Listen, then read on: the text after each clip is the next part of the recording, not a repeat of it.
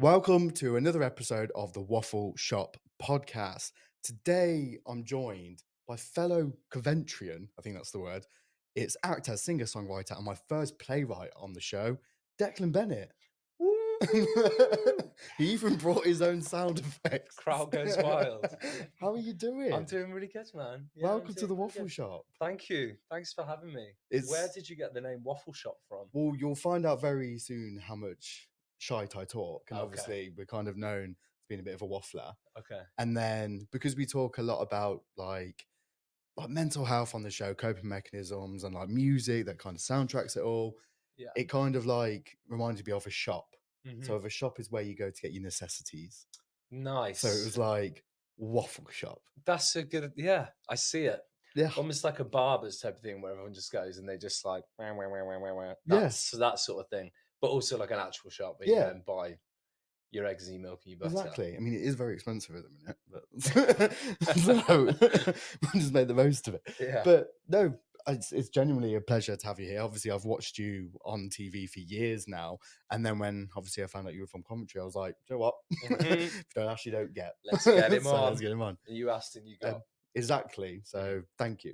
Of course. No worries. I mean, this is all very, very nice, but I do start each one of my shows with something quite negative. Okay. And it's something called the Weekly Waffle that gets on my goat. But then once I've spoken about it, it makes me feel a little bit better. 9 times out of 10, it doesn't. Okay. But it's the thought that counts. Yeah. So what's been winding me up specifically today, because it happened to me twice, is slow walkers today. And I thought I was quite a patient person, but you know, it's a bit of a grey day out there. Yeah. So I was like, I've got places to be, and there's just people dilly-dallying. Yeah. And I just I would never condone violence, but I feel like sometimes people just need to kick up the arse. Yeah. If you got a resort to it, you got a resort to it. However, it seems pretty quiet around here. So were you just like having, was it some, it was I was somewhere stomping. Oh, okay. Stomping around. So it's just you walking dead fast and everyone else is just like speed walking. Casually wandering. So I was like, all right, who's that mental case? Exactly. It's like, oh, he's on a mission. Yeah. Is there anything that gets on your nerves that you'd like to get off your chest today? Things that aren't open around here that should be on a Tuesday. I know who you're talking about. Yeah, I was just like, right, I'm just going to pop in, just get a little coffee in Fargo Village. Yeah. Haven't been in Fargo Village for a long time. And you sort of go and you're like, guys, it's like 2 p.m. on a Tuesday. What Where you closed are you? for? Yeah. Closed on a Tuesday. Why? What you got against Tuesday? It's really frustrating as well because there's a really nice, it's called Sugar and Spice. I'll do a little bit of a shout out, but I'm shouting her out because people should check it out, but I'm also shouting out because it's Tuesday. She should be open. She should be open. They do the best like vegan gluten-free cakes in there. See, I mean, it's like, that's just quite mean, isn't it? That you like, God, if this was a Monday, you could have had this beautiful, lovely little treat for you. Yeah. But no, I had some watery coffee from someone around the corner. Oh, God. It was name and shame. No, I'm not going to name and shame. That's really mean. We're not here for this on this show. No. Did you feel better? No, you've. Yeah, no, I've got it off my chest. I feel lighter. Thank God. That's what we want. So we need to talk about, obviously, Kevin. Yes, actually, I have a problem with. I'm talking specifically about Kevin from Home Alone. Actually, now you've just said that. Okay. Because now this is what happens on this show. We'll Something else that's just annoyed me. Yeah. Is why they let that kid be home alone. The amount of times they did. Yeah. Well, it would have been a boring film, wouldn't it, if they'd have remembered to take him on the plane, and then he goes wherever he goes, and you're like, and that's the end of the film. Credits rolling. Yeah. Okay, we'll rewind a little bit before obviously we get into the incredible like work that you're doing now. I'd quite like to know how that journey like started for you, because we have music guests on the show quite a lot, and they sometimes say about, you know, they went to see a particular performer, or they fell in love with an instrument, or you know, it was a choir, whatever it might be, and that kind of sparked that. Okay, that's what I want to do. Yeah. How did that kind of creative journey, if you like, start for you? I mean, how specific do you want me to be? Um, I mean, listen, I always loved music when I was a Mm. kid. I come from a very Irish family, as most people in Coventry do in some way, shape, or Yeah. form. So there was always sort of music around. Having said that, there was nobody musical in my family. Yeah. I think that my great uncle or somebody played the fiddle or something like that, but nobody sang, nobody sort of played music. But I was always surrounded by it. So we always used to go to, like, the local club on a Yeah. Friday night, and there'd always be a session on. And then I did like Irish dancing when I was a kid, and I loved that. And then I started to play the tin whistle and the flute, and Oh, wow. then I started to play the piano. And this was all at the age sort of 9, 10 or Yeah. whatever. And then I was at Christ the King, yeah, when I was at junior school, when I started playing the piano, and I loved learning the piano. But then my teacher, I don't think she's with us anymore. I'd be very surprised if she was. She was very old. She's Even here when tonight. she's here tonight. How's it going? So I had this really sort of weird thing where I loved going to her like every Thursday after school or whatever, Mm. and learning the piano. And then I turned up outside her door one day to continue, my lessons, or whatever, and all I could hear was her screaming in pain, and I guess like a doctor or something, because she used to have a really bad back Yeah. problem. So she used to sort of cry in my lessons, hopefully because of the pain, not because I was shit at the piano.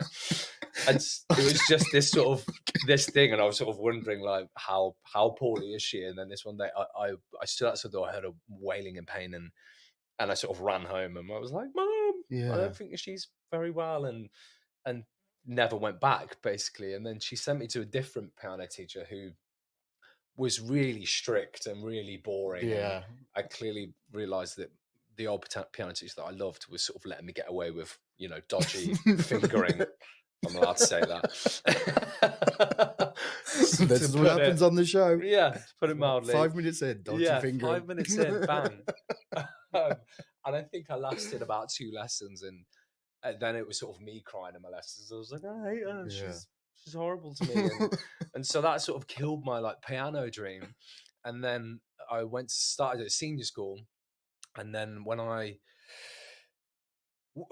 sort of got into sort of like second and third year, the music thing had sort of, I was still into it, but because I wasn't playing the piano anymore, and I was still sort of playing Irish instruments and stuff. But Mm. then sort of as you get a bit older, and you sort of hit 14, 15, and everything starts sort of Yeah, changing a yeah. little bit, and you become a bit more self-conscious, um and so I sort of thought, actually, I want to be a journalist. I want to like go into sort of Oh, like okay. that sort of side of media, which that entire process was completely thrown out the window. um this is jokes, because this I talk about this in the latest show that I've written. I went to see Sister Act 2 at the cinema, and I Changed it everything. literally changed everything. I was like watching it going, it was like the birth of Lauryn Hill. She It's was true. Yeah, in yeah. that film, and then the young lad who sang "Oh Happy Day," and I was absolutely transfixed on this film. I was like, that's amazing, because I Yeah. hadn't really thought about singing before. It was all just sort of thought about like Yeah. instruments and stuff. So I basically, the next day, I went in school and was like, I'm joining the choir, and joined the choir, and just fell in love with singing Yeah. all over again, and fell in love with music all over again, and started playing the piano again. And then I started writing my own songs, and then I realized it was really hard for me to carry a piano around with me. So then I bought a guitar, and I taught myself how to play the guitar, because it was sort of transferable from the Mm. piano.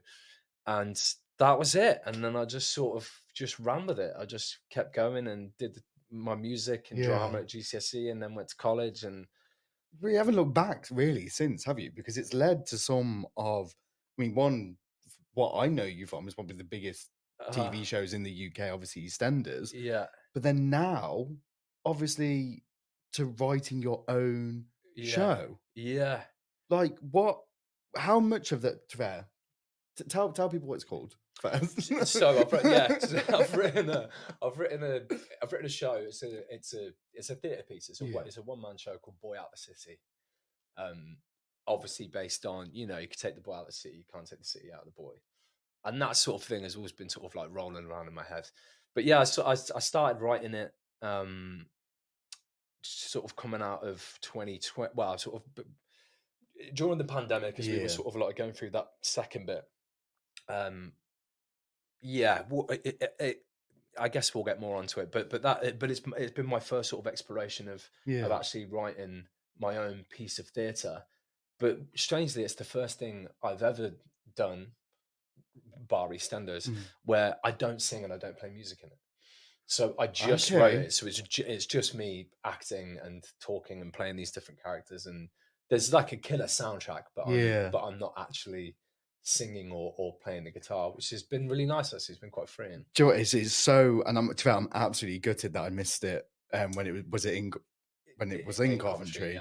yeah, Um, there's something interesting I do want to talk about there about, like, you said, like, you were, like, acting, you were playing, like, a character and stuff. yeah, Like, when you have, like, an album or something that kinda gets released, for, like, the artist, it's like a bit of almost like therapy, or like it's almost like a timestamp of like a certain particular, like, journey or part of their life. yeah. When it comes to playing a character, obviously you've played very, very different, like, Mhm. people, like, across every different kind of like background kind of thing. Yeah. How do you get into the headspace of that character?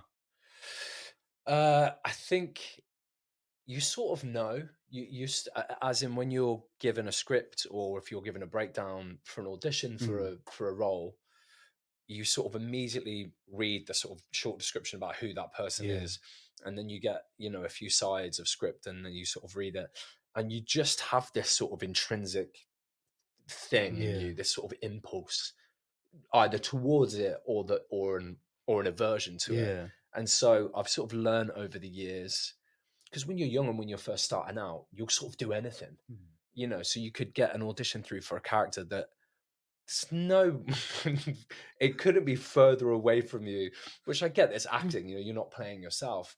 But I think in order for something to be believable and have truth behind it, you need to at least be able to find similarities mm. in that person, in the inner workings of that person. So, for instance, there's been multiple times where I've gone for an audition to play a bloody, I don't know, like some serious like cop or whatever in a thing, and I'm always in the audition, sort of going, I'm just like, your reading the shoulders words, immediately going, changed I then. sound like a wanker. Like, what am I doing? Like, this is ridiculous. And then there are other times when you go in and it's seamless and you're just on it, Yeah. because you can just connect with the inner workings of that person, because ultimately it doesn't matter, who you are or what job the character is or what the character looks like, or all stories are built from character, Mhm. and all characters are built from how you operate internally. Ooh, okay, that's a good point.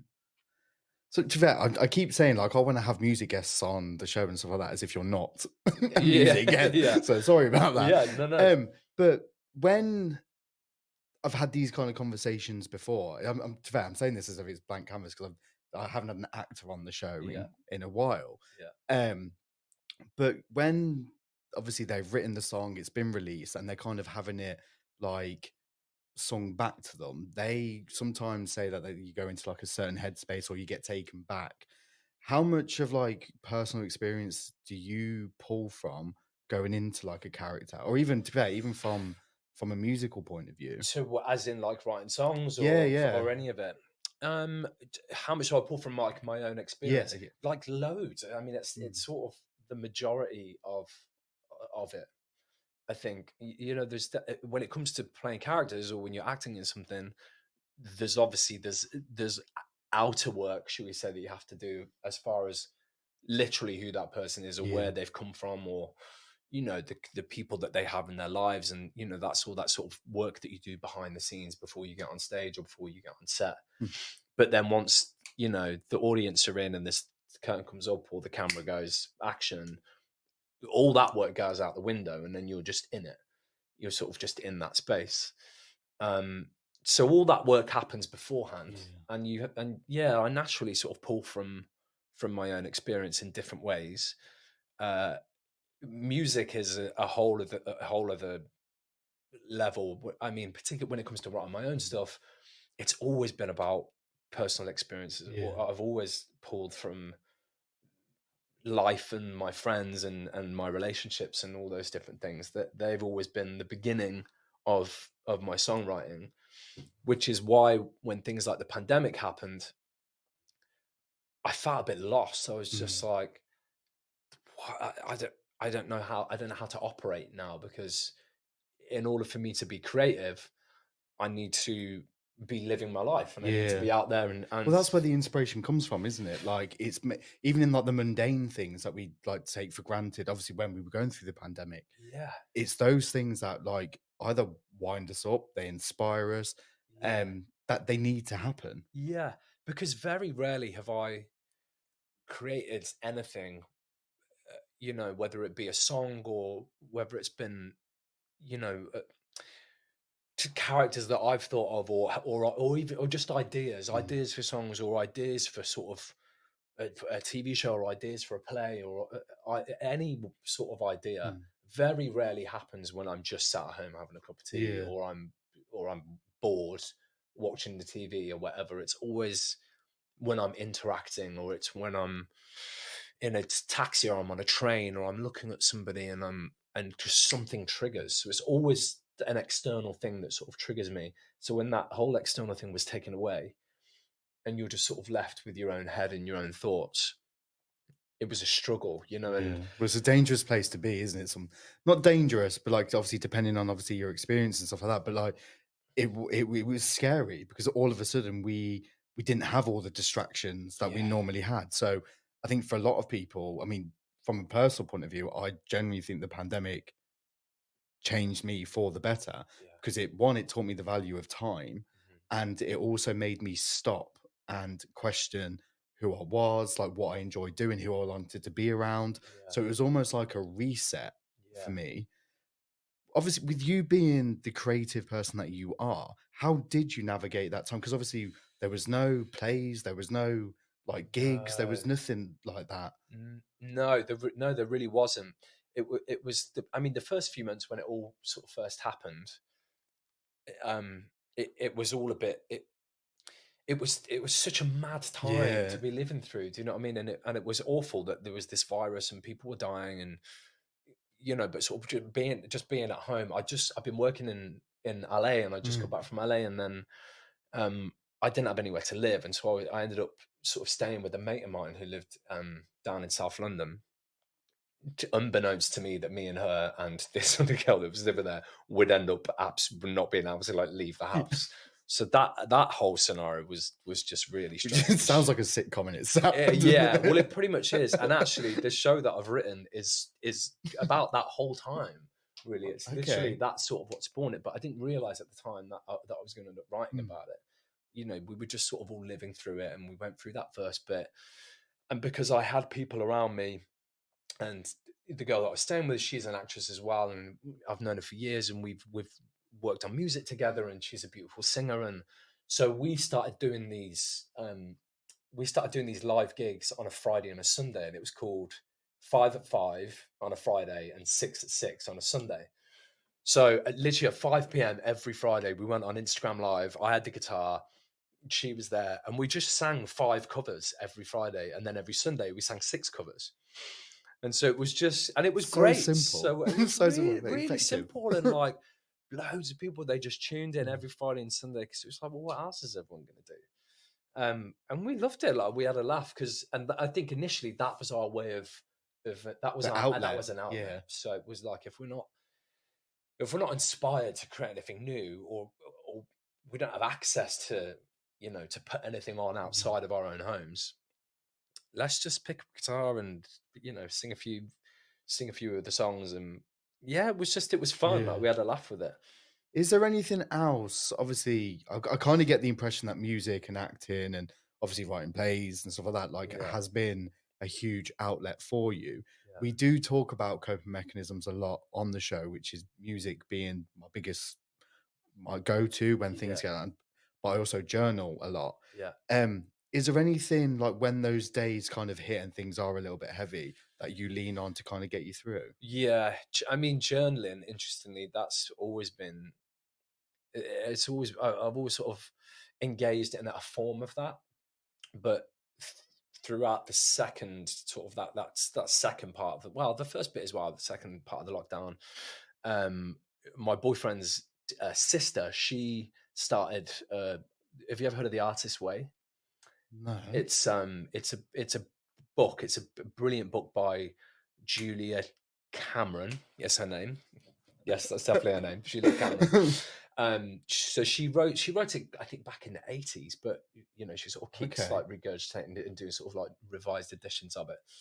And it's a brilliant sort of, it's a course basically. So it's a beautiful book, and it goes over the course of 12 weeks. It was originally based on where she'd gone into rehab and she'd done the 12-step process Oh, from okay. Alcoholics Yeah. Anonymous. And then she created a creative artist's approach to creative living based on the 12-step program, but sort of invented these new 12 steps or these 12 Mm. weeks. So you do the course over 3 months. And so we had a group of us on Zoom, and it was about 8 of us, and we used to meet once a week, and you sort of have your homework, and you part of the Artist's Way. And it's funny, if you look about it online, like loads of people who've done the Artist's Way, from all different walks of life, all talk about this thing called morning pages, which is essentially journaling, but there's not a specific process behind it. Okay. But the first thing you do every single day is you do your morning pages. So before you've done anything, you just make a cup of tea and sit down. Like, you don't have to like be in bed, like doing it, like get yourself settled. But before you sort of go about your day, and you do 3 sides of a journal, so 3 sides of paper, and it's just a brain dump. You just write whatever is coming out of your head, and you just whack it all on this page. You don't judge it, you don't reread it until the end of the course, and then she encourages you to go back so you can see over the course of 12 weeks how many days is that. It's a lot of Oh. journaling, a lot of writing. So then, and as you go back through it, you start to pull these things out and being like, God, I'm actually a bit messed up, or Yeah. or actually I had some nice days there, but I find now that I've continued that. So I've been doing morning pages now for nearly 3 years. So I've just Wow. got this this sort of like book of journaling that, God forbid, when I die and anyone actually opens them and reads them, ooh, Do they're you know gonna what? I they're think gonna this is find what. some stuff. Well, for anyone who's not watching this and listening to it, he got very Yeah, nervous. yeah, like that. Hear He's me just biting my left. fingernails. Yeah. But do you know what? I think this is what I love about having these kind of conversations, is because I've picked up some of the best coping mechanisms by Mm, having these kind of conversations with yeah, people. Because I used to always think journaling's like you sit down like dear diary, like yeah, things like that, until I started to actually put into practice and yeah, started doing it. yeah, And there's something so powerful with journaling of looking back at those days, yeah, especially the days when I didn't think I was going to be able to get through it, yeah, to be like the following day, be like, I did it. yeah. It's such a pat on the back. Yes, it is. Yeah. Well, did you get into a sort of habit of doing it daily, Yeah, yeah. or at least So, regularly, or? and what's weird now? So I hadn't done it for a couple of months, like recently, and then I started back again last week, and it just once I started, it was Pringles. Once I started You journaling, I couldn't literally stop. I couldn't stop. Yeah, Because it was like all the thoughts, all the feelings, all like the kind of the good emotions, the bad emotions started just to really kind of just yeah, fall out. yeah, And then it wasn't until I got to the weekend and I kind of had a look back about like the start of last week and stuff. And I was like, do you know what? That was a very heavy week last week. And yeah. then now to be in this position to be like, do you know what? You got through it. Like I'm doing So all right. Yeah. yeah. And then it's also when part of the power of that, for me personally, anyway, is that actually you sort of start to realize like how fucking mental your brain is, and how we can swing from like one emotion to another in seconds, and then when you sort of look back and you've sort of charted out this week, and then if you want to get sort of Buddhist about it, then you start looking at it and going, well, hang on a minute, how much am I allowing my own mind to completely thwart my day, Mhm. because I'm attaching myself to all of these thoughts and all of these emotions.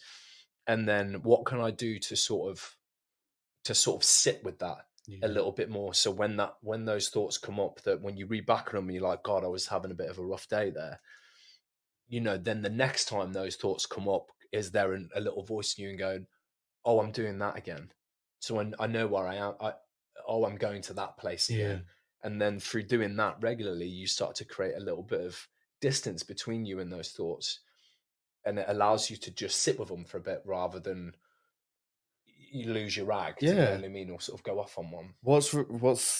I mean, it's not funny. I was having a really, really bad day, but I think it was one of the days last week. Yeah. And I always make a prompt of like, what song has got me through the day kind of thing. And then I kind of look back, make a little bit of playlists at the end of the year. And then it's like, it's Ronan said it, roller coaster. Yeah. And one of the songs last week was, I think it's CEO Speedwagon, or I think I might have got that completely wrong, but Can't Fight This Feeling. And there's something about like, as humans, obviously we go into protective mode very, very quickly, but there's something about allowing yourself to feel those emotions. And that's why that song for me now is about like, I think it's about probably a love song or something, but for me, it's like, I can't fight the feeling anymore. Yeah. Because if I need to be sad, I need to be sad. You've got to let that happen. Yeah. Because if I leave that to go over like 2-3 days, it filters into every aspect of my life. So it's just kind of like, okay, retreat a little bit, let the emotion come out, do what I need to do, give myself what I need to then be like, bam, okay, I'm back, let's go. I mean, I feel like that's sort of mental health in a nutshell, isn't it? It's definitely something I've found over the years, is that if you fight something, and if that thoughts and those feelings, and they're difficult to deal with, if you operate from a place of like, not today, push it down, or immediately pick up a self-help book, or quick, I need to listen to a podcast. I need somebody's got the answer here. Someone's got this thing that's going to stop me feeling like this. That's just not going to go away. That's just, you're just like reinforcing the fact that you're struggling and that you're not okay. And actually, the key to it is to just go, I feel rubbish, and I'm going to let myself feel rubbish. And in my experience, that when you do that, you're allowing it to just pass through you, and you're not like, you're not grasping. You're not. Don't stop fighting it. Who said it, but I don't know if it was like some like prophet, or I don't know who said it, but it was like, whether you deal with it now or in 5 years' time, regardless of the time frame, you're going to have to deal with it. So kind of just save yourself the years and like months of like heartache. Just do it now. It's not easy, but just it's like ripping off the plaster. Because there'll be a future version of you that is so grateful that you took that decision. Totally. Yeah. Look at us getting all. Look at this. I know. Who'd have thought it on a mental health and music podcast? Okay, right. So, Boy Out the City. Yeah. You're heading to the Edinburgh Fringe Festival. Yeah. What inspired? Obviously, you kind of touched upon the lockdown being a bit of a kind of inspiration for it. Yeah. But what else? Like, what's the show about?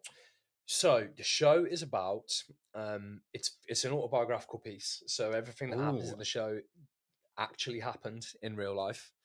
But I've sort of, pulled it apart, and along with my director and co-creator, Nancy Sullivan, who's fantastic. Basically, we were talking about journaling. So that the 2020 happened, pandemic was, had kicked off. Me and my boyfriend, we weren't living together at the time. So we didn't see each other for a long time. But what we did is, just before the pandemic hit, is we'd heard that it was coming. You know what I mean? Everyone's like, oh, there's this virus and it's going to be a lockdown. So there was about 8 of us sort of collectively called one of our mates who lived in this little village in Oxfordshire, because she lived in this converted barn. And we were like, I guess we're all coming to your house, party, like. And she was getting all these phone calls being like, guys, because she was sort of up for it. We were thinking, it's now a hotel. Yeah. We were just like, let's just have 2 weeks of whatever, thinking it was going to be 2 weeks. And then after 2 weeks, she was like, you all need to go home now. Like, this is, it's too much. Like, it was, But that's what we did. But so we went back to our, places where we weren't living together, and then we didn't see each other for a couple of months, which was really hard. That's tough. Yeah, it was really hard. And then everything opened up again, and we had the summer out, but it was also a bit weird, the social distancing and everything. And then sort of August time, everyone's like, "Oh, it's gonna be another lockdown. It's gonna happen again because the cases are going up." And we just sort of like, "I'm not doing that again. Not without you. Like that's not happening." And us both being actors, and we work in the arts industry, that industry, even that summer, if you remember, businesses were opening up, and restaurants, and life had a bit of normality to it, but no theatre, no nothing, no Yeah, but it was film. the last things to come back, Last wasn't thing, it? exactly. So we sort of we looked back on that sort of 2-week escape at the beginning, and then we just went, why don't we just like go and rent a cottage in the middle of nowhere just for a year? Because if there is going to be another lockdown, let's just do something else. Like, why not? And so we basically did this like 20-mile radius on Rightmove or whatever from where my mate lived, and we found this little village called Watlington, and found this beautiful little cottage in the bottom of the Chiltern Hills. And we moved. We just completely redesigned our lives. We left the city, boys out the city. We've both been city boys all of our lives, and moved into this sort of little cottage, feeling very smug. We were like, check us out. Like, look at our Who'd have lives thought now. it, eh? Beautiful time. And then we'd been there for, I don't know, 2 or 3 weeks, and he gets a phone call saying he's been offered this job in Atlanta, in America, and he left 2 weeks Oh, later.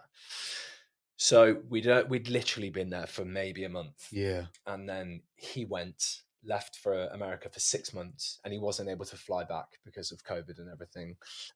We went back into that second Wait, yeah, horror the where lockdown, it was yeah. really bad in that winter, and I was on my own, and I was sat in this cottage going, what just happened to my life? Like, Yeah. this was not how it was supposed to be.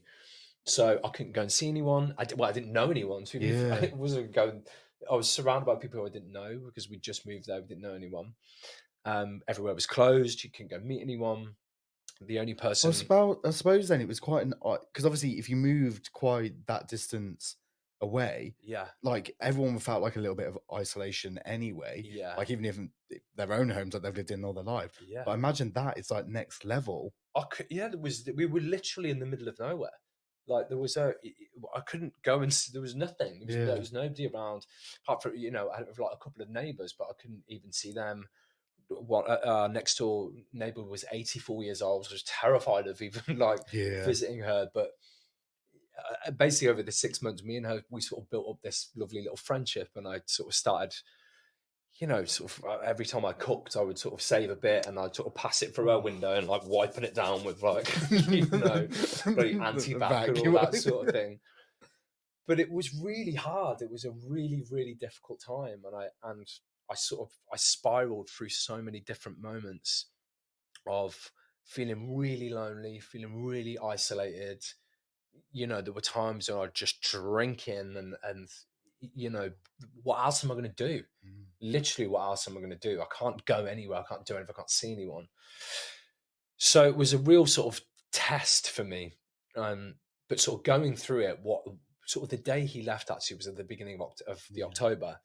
I thought, do you know what? The only thing that I can do right now is write about it. So going back to the whole journaling thing. So essentially every day for 6 months, I started my day writing about how I was feeling, how I'd felt the previous day, and next thing, 6 months went past, and I turned 40 the week before everything opened up again. Yeah. And I was pissed about that because Yeah. I was like, It come robbed on, my yeah. 40th birthday has at least got to be It something. robbed me of my Yeah, 30th as no, well. So I feel your pain. woke Feel up your pain. alone. And then he came home, and thankfully, and then everything lifted and everything's back up again. And I just sort of realized I had this wealth of material, and I thought, what, I've got to do something with this. I don't know what I'm going to do with it. So again, I took it to my mate Nancy, and I was like, babe, I think there's something here. And we just tore apart hours and hours and hours and hours and hours and hours of just my thoughts. And we squashed it into an hour, and Boy Out the City was born. I look at the smile on your face. Yeah, it's thrilling for me, because it's when I go back and talk about that time now. Yeah. It was really hard. It was really, really difficult. But it's so nice to think that something good came out of that, and something that I feel really proud of. I feel really sort of unbeknownst to me as well. It's what it's done is it's allowed me to sort of finally speak about things, Yeah. certain things in my life that I've struggled to speak about, I've struggled to be honest about, um, to do with my sexuality, to do with my Catholic upbringing, to do with I had testicular cancer when I was 23, suffered extreme panic Mm. disorder and anxiety for the best part of 2 years over that period of time whilst I had cancer. So I just there was all these sort of moments where in my past that it took me being alone for 6 months for those things to surface when I had no Yeah. distractions, and it was like these things started to come to the surface and go, this happened, this happened, this happened, that all these things happened, but we haven't really dealt with it, have we? Mm. And so this whole sort of Boy Out the City vibe is the way that I've created it in the story. Is it's essentially, me playing myself, but it's this man, who's left alone during this sort of crazy time, and these younger versions of himself start to Yeah. surface. Well, it's almost like you can take the problem out of the boy, but you can't take the boy out of the problem, I or the other way mean, around, yeah, which is like quite that's another powerful. beautiful way of You of can have putting that. it. Thanks. Yeah, You can have there's the that. There's the sequel. tagline. Boy Out the Problem. Starring Taylor James and the Problem out of the city. No, but I think, do you know what? I respect that so much, because Thanks. it can't have been easy. And to go through one of those things that you've just mentioned is enough trauma to kind Yeah, of cause a lot of, obviously, damage. But then yeah, to kind of group them all together and then deal with them again in such a short period of time. yeah. How is it now seeing it? Well, not seeing it, because obviously you're you're Yeah, starring in I'd it. love to see Yeah. it. Sounds Sounds great. great. But how weird is it kind of playing that again? Thankfully, it's really fun. Yeah. Um, but also, di- I wouldn't say the word difficult, because I think if it was too difficult, I wouldn't be Mm. doing it. Um, and I hate the word cathartic, because it reminds me of just Alanis Morissette, and I love Alanis Morissette. When I feel like everything is just, oh, it's pretty cathartic for me. It was like a bit like 90s sort of term, but I understand the term. I understand where it comes from, but it feels it's enjoyable, and it feels like I've finally allowed myself to I've given myself permission to go, no, do you know what, I had certain moments in my life that nearly killed me, and I've decided as a 42-year-old man to stand up in front of people and go, these are the things that happened to me. These things nearly killed me, and I've got issues about those things, and I've also got issues with a few reasons as to why I think those things potentially did happen to me, and I feel like it's not necessarily my time, but that boy in me who experienced those things, it's his time to stand up and go, this is what happened, and I feel strong enough to say it now. I'm not gonna lie. You nearly got me then. Okay. I can literally feel it in the corner of my eye. Okay. That's incredibly powerful. Yeah. Listen, given all of that, it's also really fucking funny. Yeah. So Which, to be it's fair, you need a sense of humor to get through the shit that we have to go through. yeah, you really do. But sometimes it's only in hindsight that It's you true. can see the humor in those things. Even within those 6 months, and it, you need space. You need space from it.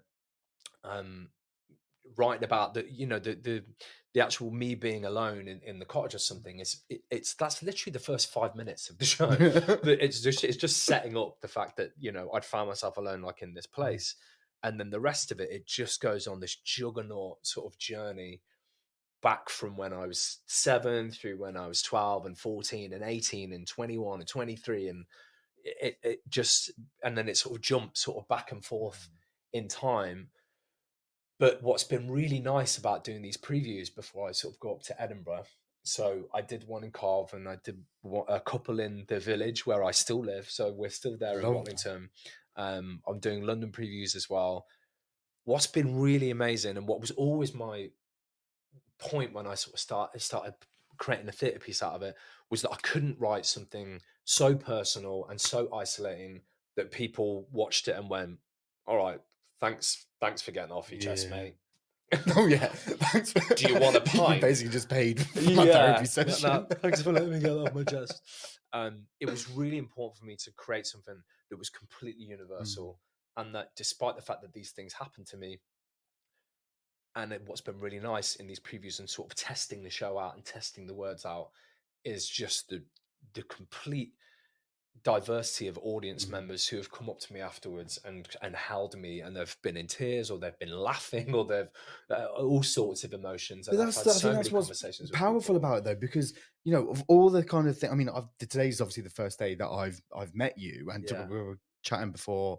Obviously, we hit the record button, yeah, and I was like, okay, I've in the first minutes, you get it, kind of thing. hmm, Like I didn't have to like overshare. There was just like yeah, just from having the conversation. yeah, But then I imagine there's people in that audience that might not relate to everything that you've been through. yeah, But if they can kind of relate to that one little bit and almost laugh, yeah, that is an incredibly powerful position to be in. yeah, yes. It feels, yeah, it feels like it feels like a breathe out. It Mm. feels like a really sort of lovely, big, long exhale to Yeah. sort of get up there and perform that show and feel a collective exhalation, because there are moments where, and listen, I know what I'm doing. I've done it on purpose, where I take people to the brink and Yeah. people are like, "Oh," and then and then they're in laughter, Yeah. they're in sort of tears, and then they're laughing again, and then they're in tears, and then they're on the, it does all of that, but that's, I guess, my experience in working in theatre over the past sort of Yeah. 25 years. That's the sort of theatre I want to see. I want to go to the theatre because I want to feel something, and I don't just want to feel one thing. I want to feel a bunch of different things. And if somebody can make me go on all of those journeys and leave me sort of breathless and exhausted by the end of it, then that Oh, well person's done a done. great job. So, I feel like there's an element of like becoming what you needed when you were going through all that kind of stuff. what do you mean? Like, Like in terms of obviously at different stages of your life, yeah, we need very different kind of like I not necessarily role models, but like advice or a figure to kind of thing. I imagine now, like you said, like it's a bit freeing yeah, that you're now almost that person that you kind of needed in those moments. yeah. It's almost like, because I've allowed myself to go back to certain Mm. places, and I've allowed that boy in me, those different versions of me, to stand up and have his say, and sort of talk about how he felt about it. It feels like there's a sort of a weird sort of parent child thing going on. And a lot of people do talk about this. People talk about, we've all got these inner children. We've all Mhm. got these kids inside of us who are all a bit bruised and a bit like, I don't think there's anybody wandering this earth who doesn't have a God, sort of no. a kid inside of Yeah. them who's just like, who was repressed and who was sort of shut down.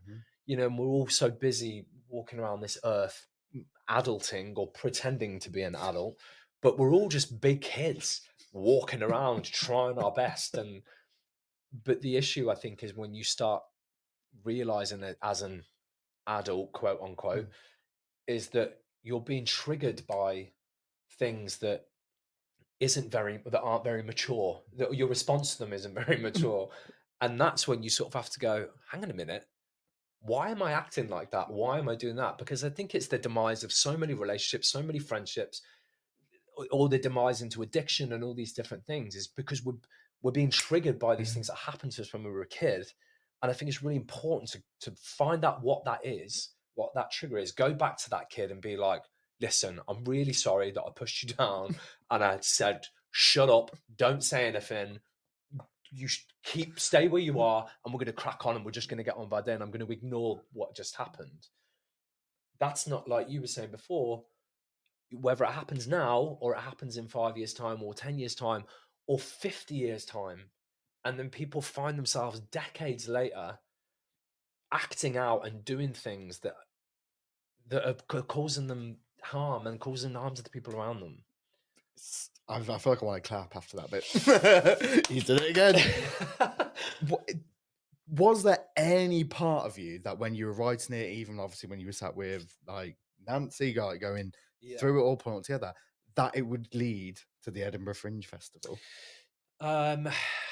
Hoped. I think I always, not necessarily for Edinburgh, I definitely hoped that it would find a life, and something would happen with it. We did a couple of tryouts. We did one in London, and I did one at this great arts festival called Westival in Westport in Ireland. That was sort of one of the first incarnations of it, and that was literally me stood on a stage.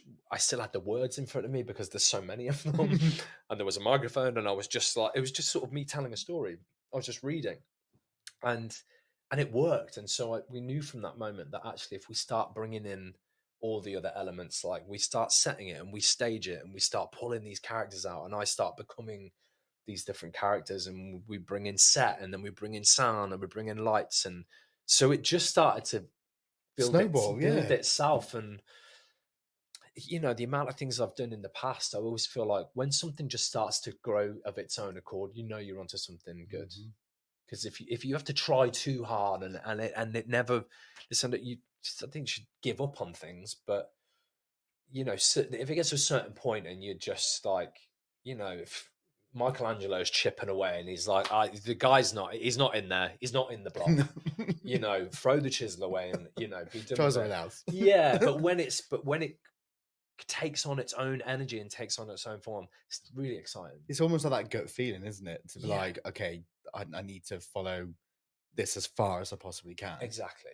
Yeah. You did mention, obviously, you don't sing in the show. Yeah. But the big premise of the Waffle Shop is, I'm a big believer in people having a soundtrack to their life. You said the show had a banging soundtrack. Yeah. Are these tracks that have kind of been there throughout your life and it comes soundtracked? I'm so fucking annoyed I missed this now. Yeah, because just sort of from a dramatic sort of point of view and from a creative point of view, you know, even though when I go back in time to like these different places, you know, and there is very specific times when I'm talking about certain places in Coventry or places in New York or places in London. And, you know, not everybody has been to those cities. Not everybody sort of knows those places. So what we've sort of done strategically throughout the piece is drop certain things that are of a very certain time. And that's also been a really interesting part of the previews because, for instance, like I'll give you an example. Like at the very beginning, people are walking into the auditorium and we're playing like banging early 2000s house music. Okay. And so you're sort of walking in and you're like, what club did I just get to? Sorry, wrong Which door. Is a complete, you know, that reminds me of my sort of after hours clubbing days back in London, where we used to go to clubs at 4 o'clock in the morning and we'd fall out of them at midday on a Sunday. So I know, listen, I couldn't do it now. I'm too tired. Too tiring. So you sort of walk in and you're immediately in this like, you know, whoa, this is an interesting sort of space to be in. And then the lights go down, and then this very traditional Irish reel starts playing on a tin whistle. Oh God! So you've just you've just been there, and now you're like, what? In the like depths of Ireland. Where am I now? And so we're doing that, and so we're playing with these different environments, and it's really helpful because music, like you say, it does that, such doesn't a it? massive impact on your senses. What songs are in there? So we've got. I mean, don't obviously spoiler alert. No, it's not. Listen, the songs aren't a spoiler alert. But we've got like old school Salt and Pepper in there. So there's like What a Man is in there. We've got some Shakespeare's Sister. Stay is in there. Some Beverly Craven. Promise Me is in there. Then we've got more house music that's also in there. Then we've got some sort of nice sort of film references, sort of film soundtracks that sort of pop in that you would just know exactly, you know, when you sort of hear it. Well, the Circle of Life. Yeah, totally, yeah. So just enough. It's just sort of peppered with them. That sort of helps sort of, you know, take us all on. It's almost like this is your life kind of situation. Yeah, but that's what's been great about the music as well, is because some people really remember those songs, you know, and in the context of the show, when certain songs of these happen, you're getting this double whammy of seeing me listening to these songs and where I was at the time, compared with your own experience about who you were at that time. And again, like I've had, you know, a couple, like husband and wife, who've left the kids at home because I put, you know, it's not for under 16s, you know, and then the house music kicks in and they're pulling me aside and buying me a pint after the show and be like, oh my God, remember some days when we used to go and get off it, and, you know, we used to go clubbing and we'll go to festivals. It's the nostalgia though, isn't it? It takes you back to like those certain moments, like especially like if you remember that song from a festival. Those 2-3 days or however long you're there, you're not worried about anything else other than who's by your side and the music. So that's what I'd love. It stays the whole concept of it. Yeah, it stays with you for forever. Those things, like music's such a powerful thing. I have 3 final questions for you then, which leads right. It's a lovely little segue into this. So obviously, I can't imagine it takes a lot to get you on the dance floor. But is there a song that needs to be playing to be like an instant, right, I'm up? It would definitely be house music. Yeah. It's not. It wouldn't be. Although, like an old school Salt and Pepper track or TLC, I would absolutely love. It would take me a lot to dance to that. Now. Like if I was in a bar and Waterfalls come on, I'm not just going to go stand in the pub and be like, "Don't go chasing water." Like, not doing that. But like if I'm in a bar or I mean, I can't remember last time I was in a club, but if I'm at a festival or something and some house music plays, I mean, anything by like Norman J, like all of Norman J's old stuff. I love all the Defected label, Jamie Jones, like all of that stuff. I love. Yeah, any sort of house that's got like a lovely, just a drive. It's like euphoric, isn't it? The feeling that comes with house music. Yeah, but there's something about that. There's a specific type of house that's like, I don't like the word funky. It's funky house. But there's something about that fall to the floor with the, you know, with the just that lovely little beat to it. Yeah, the sort of soulful house. I feel like mentally you were going elsewhere then. Like, you were feeling that. I'm just going to start dancing. Like soulful house and stuff with a bit of a vocal on it. Or even just like, I love minimal techno as well. Something's got a bit of space and a bit of area to it. Like, well, this is kind of I don't like trance or I don't like... What do I know? I think it's probably more trance. It seems to be having like a bit of a resurgence, isn't it? Obviously... Like Calvin Harris is now releasing tracks that are like a bit trance. Have I heard this before? When it's not. No, it's like brand new. Yeah, so it's almost sort of harking back to my older brother, Kieran, was like massively into the rave scene in Coventry, like back in the sort of early 90s when it was like the Planet and all those places. Yeah, so was my dad. My dad used to run them. Oh, come on. I turned out fine. Yeah. So there we go. But I remember my brother coming home with like "Let Me Be Your Fantasy," like the Baby Z track. But before it got released, it was released years later, like when it was in the charts. But he used to have it on tape or like old school Prodigy. He'd have on these cassette tapes, but it was so underground then that you weren't hearing it on the radio. And it was the same with house music for me as when I first moved to London. And I was going to all these, you know, different sort of really underground sort of house clubs, but the music it hadn't surfaced. And then 10 years later, you're hearing these house tracks on the radio, and you're like, "This isn't new." Yeah. And not only is it not new, but now you've got some weird vocal track on it. Stop it! It's not the same as what it was. It never is it? Never is. On the flip side of that, is there a song or an album that you can't listen to, or if you are having like a bit of an emotional day, it pulls the tears out, like a musical onion, if you like. A musical onion. My God, that's a brilliant expression. I'm gonna write that one down. Actually. I don't know. Actually, I don't know.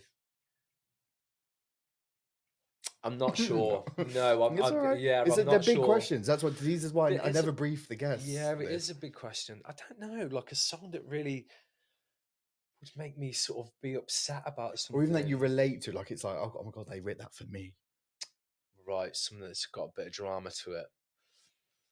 I don't know. Maybe something that's just so nostalgic that it reminds me of, like, you know, maybe it's just like a really old school, like Tori Amos song that's just her on the piano, and it's just such a beautiful, gorgeous sort of soaring melodies, but sort of really delicate in the way that it's being produced. And if I hear that now, I think about, you know, takes you back like that, doesn't it? You know, being stoned when I'm 16 and being like, she's amazing.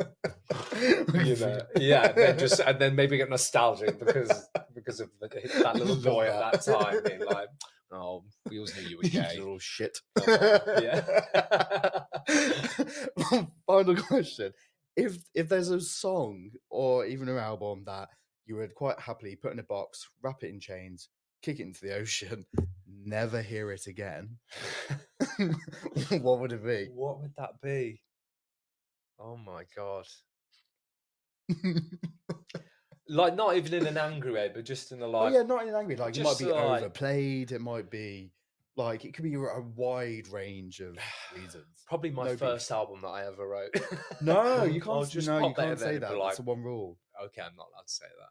Because I recently discovered therapy. Of... Not... the song. The song, therapy. You know, therapy's a thing. It's been going on for years. Yeah, the listeners, therapy. I wrote a song called Therapy. Which is quite powerful. It's all about the power of a conversation. Yes. Hence my... social media handles. This ain't therapy. It all made sense. Was just going to... They're like, this...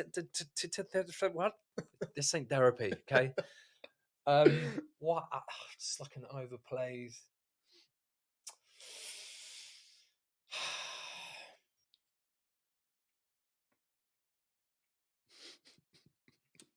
Maybe... I don't know. Let's just say... Oh no, what was that song I heard on the radio the other day?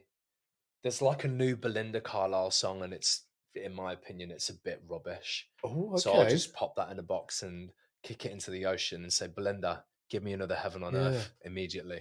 I respect that. Thank you. Because everyone comes on here and they cop out and they're like, Crazy Frog.